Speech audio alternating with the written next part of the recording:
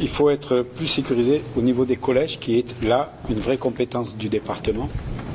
Donc on y va, on sécurise les collèges en 30 secondes. En 30 secondes, oui, nous proposons, en lien avec la communauté éducative, de financer de la vidéoprotection devant les collèges. On sait que c'est là que se passent des incivilités, les premiers actes de malveillance, de vandalisme, de trafic qui pourrit la vie des gamins qui vont au collège et qui inquiètent beaucoup les parents. La vidéoprotection, ce n'est pas quelque chose qui empêche une agression d'avoir lieu, même si ça dissuade beaucoup, mais ça permet ensuite de la résoudre. C'est un dispositif qui a fait ses preuves. Beaucoup de communes, quel que soit l'abord politique, l'ont mis en place et nous pensons que c'est une mesure utile. Très bien, impeccable. Monsieur Dudon, il vous reste... Alors là, je suis perdu. 16 secondes, vous voyez.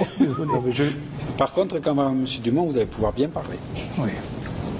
Moi, je garderai juste un angle de la sécurité au niveau des collèges. C'est tout ce qui se passe au niveau du harcèlement dans ces tranches d'âge, que ce soit à l'intérieur des établissements ou à l'extérieur. Donc là, je pense qu'il y a une analyse à faire avec la communauté éducative pour voir s'il y a des mesures à prendre et éviter que les gamins ne soient soumis à ce genre d'exactions. Monsieur Dumont. Alors, Monsieur Dumont. En fait, voilà, vous essayez de traiter un problème multiple par une seule solution. En 30 secondes, excusez-moi. Ah oui, bien sûr. Non, mais, je comprends votre embarras. J'étais dans le même cas tout à l'heure quand je ne pouvais plus. Absolument. Hein, donc, ce que je disais, donc, vous essayez de traiter, de mettre des vidéos partout, de fliquer un peu toute la population. Je veux dire par là que, vous venez de le dire vous-même, la vidéo n'empêche pas le méfait, n'empêche pas la délinquance, n'empêche pas les trafics. C'est encore d'actualité, surtout plutôt dans la région parisienne. On a de la chance de vivre un territoire qui est quand même, de ce côté-là, assez calme, on doit dire. Mais bon, peu importe, il n'y a pas qu'une solution pour ce genre de problème. Il y a plusieurs solutions. La police de proximité, entre autres, qui est sûrement très utile dans ces cas-là. Aussi former les instituteurs, parce que leur action n'est pas que dans les classes, elle est aussi en dehors des classes. Donc je prendrais plutôt pour au moins 3 solutions comme celle-ci, plutôt que d'une seule de vidéo qui, ma foi, n'empêche pas les agressions. Oui, Monsieur Fortinand. Oui. Enfin, c'est bien que l'on aborde le problème des collèges. Je pense qu'on aurait pu l'aborder sous un autre sujet, sous un autre angle, mais bon.